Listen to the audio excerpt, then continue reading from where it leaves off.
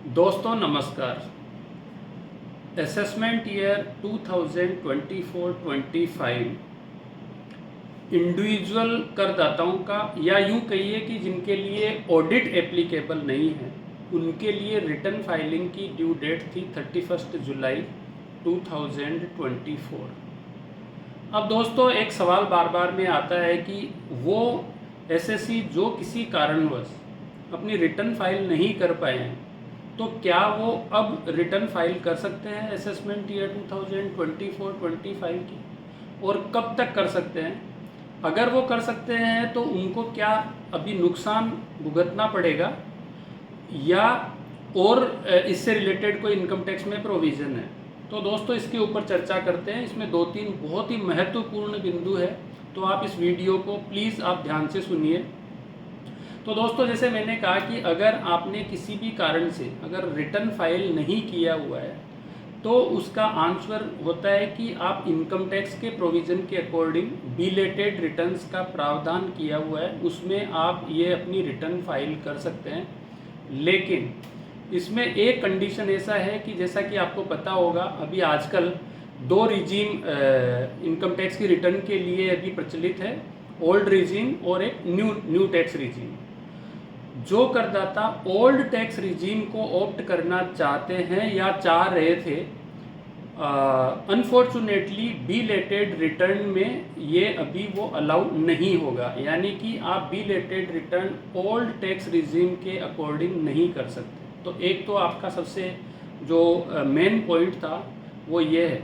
लेकिन अगर आप न्यू टैक्स रिजीम के अकॉर्डिंग रिटर्न फाइल करना चाहते हैं, तो अभी भी आपके पास में वक्त है।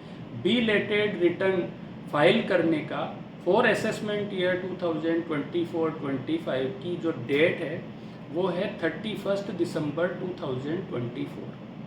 तो 2024 31 दिसंबर तक आप बिलेटेड रिटर्न फाइल कर सकते हैं, या फिर अगर आपने ओरिजिनल रिटर्न ड्यू डेट से पहले यानी 31 जुलाई से पहले कर दी है, तो आप उसको रिवाइज कर सकते हैं। अगर आपको लगता है कि उसमें कोई भी इम्पोर्टेंट आपका कोई डिडक्शन है, आपका कोई क्लेम है, या आपकी कोई इनकम है वो छूट गई है, तो उसके लिए भी दोस्तों जो ड्यू डेट है वो 31 दिसंबर 2024 है। मैं समझता हूँ अभी तक आपकी ये चीज़ क्लियर हो गई होगी कि बिलेटेड और रिवाइज रिटर्न अभी आप फाइल कर सकते हैं, लेकिन न्यू टैक्स रिजीम में ही केवल बिलेटेड होगा। अगर आपने ओल्ड रिजीम के अकॉर्डिंग पहले से ओरिजिनल रिटर्न फाइल कर दिया है, तो बशर्ते आप रिवाइज रिटर्न अभी फाइल कर सकते हैं।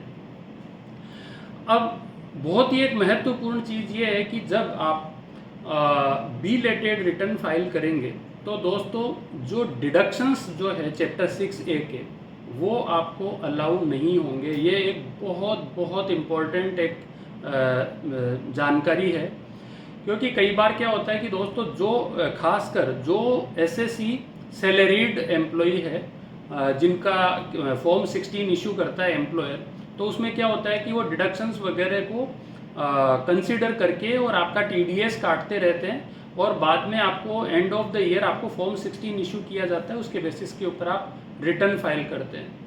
अब दोस्तों ऐसा है कि अगर आपने बिलेटेड रिटर्न फाइल किया हुआ है, तो आपको कोई भी डिडक्शंस अभी अलाउ नहीं होगा।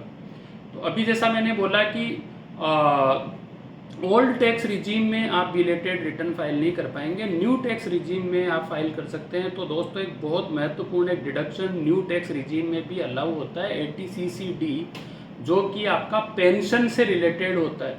तो अगर किसी एम्प्लॉयर ने आपका मंथली सैलरी के टाइम पर वो डिडक्शंस कंसीडर करके और आपको सैलरी दे दी है, लेकिन अगर आपने ड्यू डेट के ऊपर रिटर्न फाइल नहीं की हुई है, तो अभी आपको वो डिडक्शन नहीं मिलेगा। सो आपको अभी सेल्फ असेसमेंट टैक्स भरने के लिए लागू हो सकता है, यानी आपका ओवर एंड अबव जो आपका टैक्स कटा है उससे ज़्यादा आपको अभी टैक्स भरना पड़ेगा।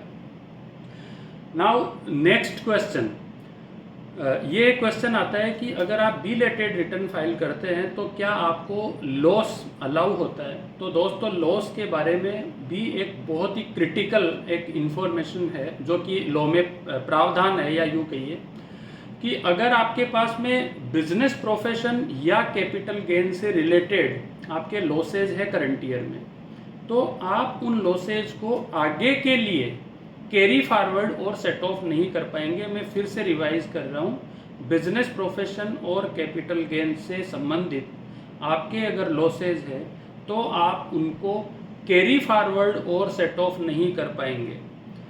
तो इससे एक दो चीज़ निकल के आती है, क्या बिजनेस प्रोफेशन और कैपिटल गेन के अलावा लाइक हाउस प्रॉपर्टी का, तो हाउस प्रॉपर्टी का अगर आपका लॉस है तो उसको आप कैरी फॉरवर्ड और सेट ऑफ कर पाएंगे। ये एक बेसिक डिफरेंस है।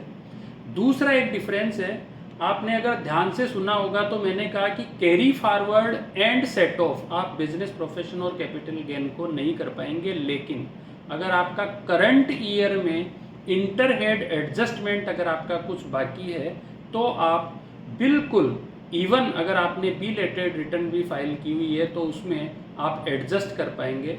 मिसाल के तौर पर बिजनेस प्रोफेशन में सपोज आपको लॉस हुआ है और कैपिटल गेन में आपको प्रॉफिट हुआ है, तो आप करंट ईयर में ये बिजनेस प्रोफेशन का जो लॉस है वो कैपिटल गेन के इनकम से आप सेट ऑफ कर पाएंगे, even after filing belated return. मतलब बिलेटेड रिटर्न में आपको ये चीज़ अलाउ हो जाएगी। तो ये बहुत ही इम्पोर्टेंट एक डिस्टिंक्शन था कि कैरी फॉरवर्ड और करंट ईयर के इंटरहेड एडजस्टमेंट से।